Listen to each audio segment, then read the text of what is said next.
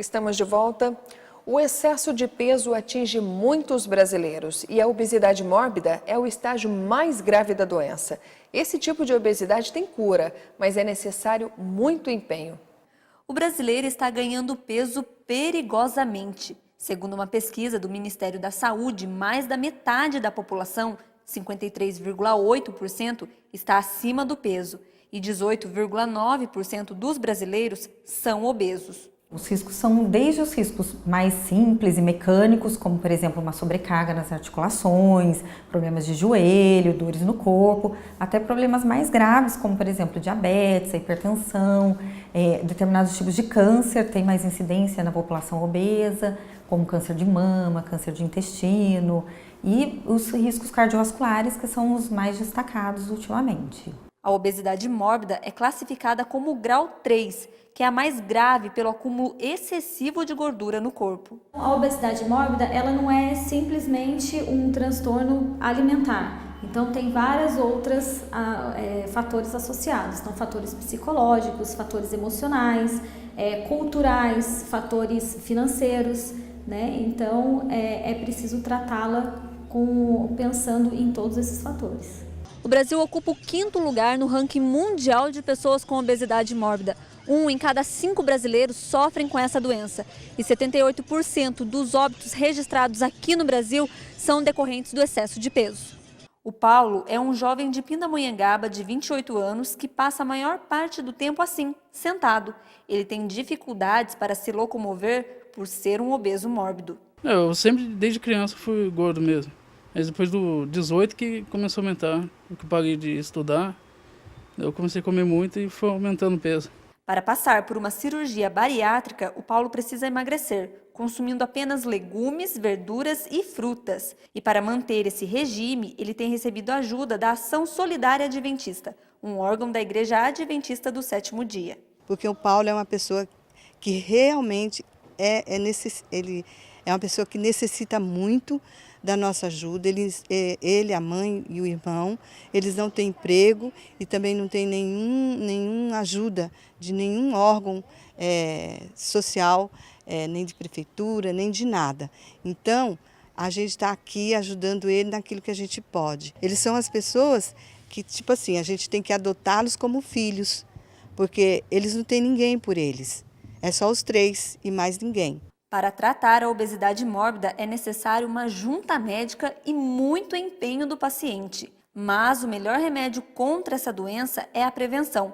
Hábitos alimentares mais saudáveis aliados à prática de exercícios físicos. O que é importante ela praticar atividade física? Ela vai estar tendo um gasto calórico que vai combater o quanto de caloria ela consome diariamente em suas refeições. Então tem que ser uma balança meio igual. Ela consome lá, um exemplo, 1.000 calorias diárias e vai ter que vir para uma academia, para uma atividade, somando as atividades cotidianas do dia, ela vai ter que gastar um pouco mais. Aí isso ela vai estar sempre o quê? Ou se mantendo no peso adequado, ou perdendo um pouco de massa gorda, que a gente fala, e sempre buscando melhorar a massa magra para manter o metabolismo em bom funcionamento. Um estudo feito pela Universidade de São Paulo revelou que a terceirização não significa precarização do mercado de trabalho. O levantamento foi feito com dados do relatório de informações socioeconômicas solicitado pelo Ministério do Trabalho. A terceirização não significa a precarização do mercado de trabalho, pelo menos segundo o que apontou um estudo feito pela Universidade de São Paulo. A divulgação do estudo veio contra um dos principais argumentos utilizados pelas centrais sindicais que se manifestam em oposição à terceirização. O objetivo do estudo era provar que há um discurso alarmista sobre a terceirização há cerca de 2 meses de a reforma trabalhista entrar em vigor. Conforme a pesquisa, o trabalhador que passou para uma empresa terceirizada teve uma perda salarial média de 2,3%. Uma outra descoberta foi a de que quem deixa de ser um prestador de serviço em uma empresa terceirizada e é contratado diretamente, registra ganho salarial médio de 4,7%. Os pesquisadores também declararam que apenas 6% dos cerca de 50 milhões de trabalhadores formais são terceirizados atualmente. Na prática, são 3 milhões de pessoas e não 13 milhões de trabalhadores terceirizados, como dizem os sindicatos. E as notícias da nossa região você acompanha agora no Plantão da Redação.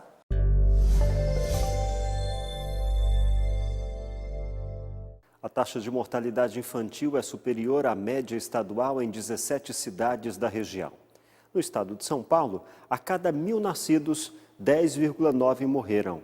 Em Jacareí, a taxa verificada foi de 11,1. Em São José dos Campos, o índice foi de 9,1 e Taubaté, 10,6. As 3 cidades com as piores taxas foram Lavrinhas, com índice de 30,9, seguido por Santo Antônio do Pinhal, com 26,7, e Silveiras, que registrou 26,3. A Feira de Literatura Infantil de Taubaté, a FLIT, acontece de 11 a 17 de setembro na Avenida do Povo. O evento contará com estandes de editoras, palestras, sessões de contação de história e oficinas. 200 crianças da rede municipal devem participar pela manhã e à tarde. Será fornecido transporte para estudantes de localidades mais distantes. Eu sou o J. Washington e esse é o Plantão da Redação.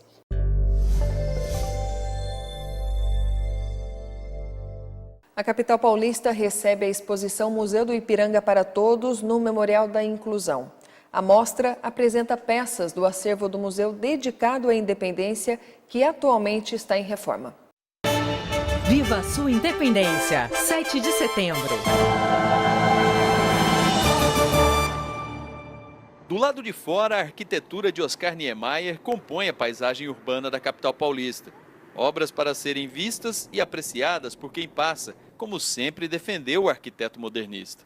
Mas no interior de um dos prédios, uma exposição apresenta aos visitantes uma pequena parte do acervo e detalhes do Museu do Ipiranga, que celebra a independência do Brasil.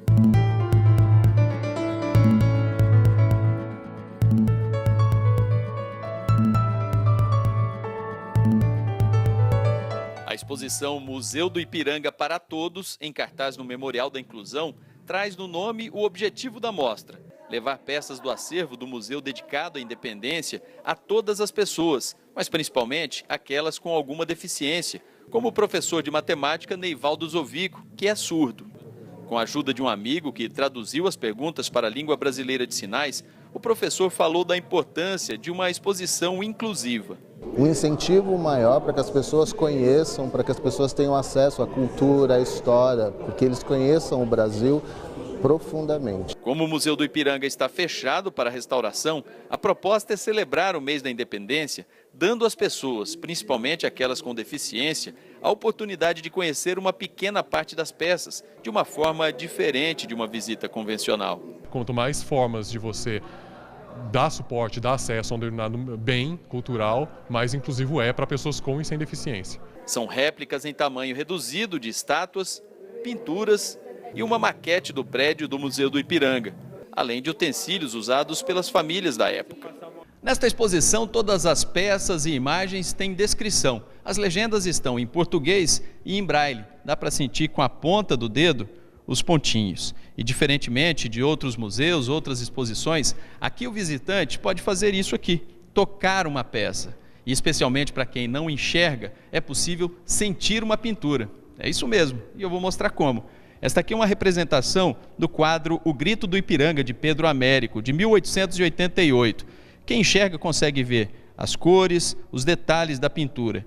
E quem não enxerga, quem é cego, também consegue fazer isso, mas com a mão, tocando essa representação em alto relevo do quadro. Dá para sentir aqui, ó, o cavaleiro da guarda imperial e também o Dom Pedro montado no cavalo. O educador físico Vitor Nieri, que acompanhava um grupo de pacientes de um centro de apoio psicossocial, aprovou a proposta. Você consegue interagir com tudo, você põe a mão, você tenta privar a visão para tentar sentir, né, o que as pessoas que não enxergam conseguem ver com as mãos, que é muito difícil, mas é legal. Dona Maria Madalena também gostou de ver e tocar as peças. Eu gostei, quero vir de novo. Nos últimos meses, a poupança tem registrado os melhores resultados dos últimos 3 anos.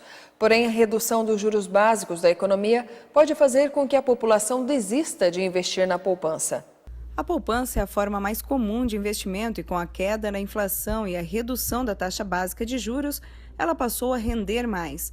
Segundo a Caixa Econômica Federal, podem ser aplicadas pequenas quantias e o lucro é livre de imposto de renda. A poupança é uma alternativa segura, fácil de gerir o recurso, de fazer a gestão do recurso, a qualquer hora você pode sacar. O número de pessoas que possuem a caderneta de poupança tem crescido de 2016 para 2017. De acordo com a Caixa Econômica Federal, os depósitos cresceram nos últimos anos, entre 2016 e 2017. De dezembro do ano passado a julho deste ano, o aumento foi de 4,29%.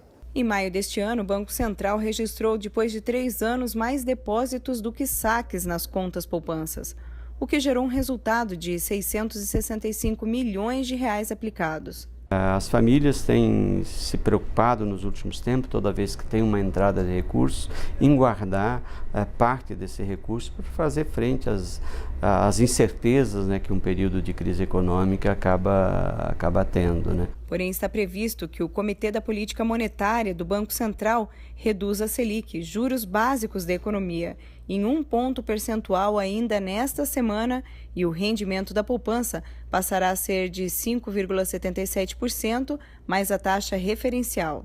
Isso acontece por causa de uma regra de 2012 que prevê um corte nos lucros da poupança quando a Selic cai abaixo de 8,5%. De acordo com o Banco Central, 2017 pode terminar com os juros básicos de 7,25% ao ano, o que fará com que o ganho da poupança fique ainda menor.